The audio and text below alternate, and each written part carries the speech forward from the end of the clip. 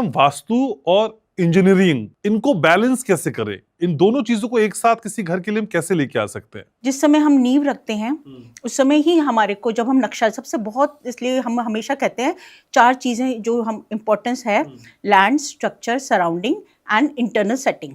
तो यहाँ पे सबसे पहले आ जाता है आपका लैंड और स्ट्रक्चर। सबसे पहले जब आप लैंड चूज करते हैं, उसके बाद जब आप इंजीनियरिंग का काम आपने करना है, तो वो सबसे पहले क्या होता है, उसका लेआउट तैयार होता है। लेआउट, एलिवेशन प्लान, ये सब जब तैयार हो रहे होते हैं ना, आपको उस समय ही वास्तु फॉलो करना बहुत जरूरी है। अच्छा। उसके प्रॉपर नॉर्म्स हैं और आपको कहाँ पे आपका पिलर आना चाहिए, किस जगह पे आपका खाली जोन होना चाहिए, कहाँ पे गार्डन प्लेस होना चाहिए, कहाँ पे कितनी विंडोज देनी है, ये आप इनिशियल लेआउट प्लान के टाइम पे ही आप प्लान आउट करेंगे। तो आपको उस समय वास्तु कंसल्टेंट हायर करना बहुत जरूरी है। वो ही सबसे पहले प्रायोरिटी है वो, that is the first step.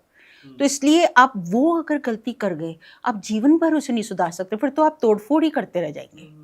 तो जब आप एक लैंड, सबसे पहले आप जब लैंड खरीदने जाते हैं, एक वास्तु कंसल्टेंट को आप अपना लैंड दिखाएं कि ये प्रॉपर है कि नहीं, वहाँ पे कितने आगे कोई आसपास कोई एक तो सबसे पहली बात है, एक तो आपको 0 डिग्री पे नॉर्थ बहुत कम प्लॉट्स में मिलता है। अच्छा। यूजुअली नॉर्थ टिल्टेड होता है। अब जब वो टिल्टेड है तो सबसे पहले तो वहीं पे प्रॉब्लम आ गई डायरेक्शंस निकालने की। तो वहां पे आप गलती से भी गलती ना करें।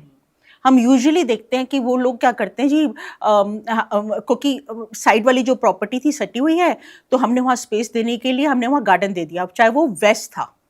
साउथ वेस्ट में उन्होंने पूरा बाहर वहाँ पे गार्डन क्रिएट कर दिया कि 2 प्रॉपर्टीज के बीच में गैप आ जाए। अब कोठी बन गई, कितना बड़ा आपने वो ब्लंडर कर दी। अब बताइए, हम आपकी पूरी कोठी तोड़वा के आपका वहाँ पे करेक्शन कराएं कि आपको वो स्पेस खाली होना ही नहीं चाहिए था, और आपने वहाँ पे स्विमिंग पूल बना देते कई लोग साउथ वेस्ट में, वो जी खाली जगह थी पड़ोसियों के साथ स्पेस देने के लिए हमने कर दी। तो आपको ये जो इंजीनियरिंग वाला पार्ट कर रहे हैं, ये वास्तु के हिसाब से from the very step, as soon as you buy the plot, आपकी बहुत ज़रूरी है वास्तु नॉर्म्स फॉलो करें।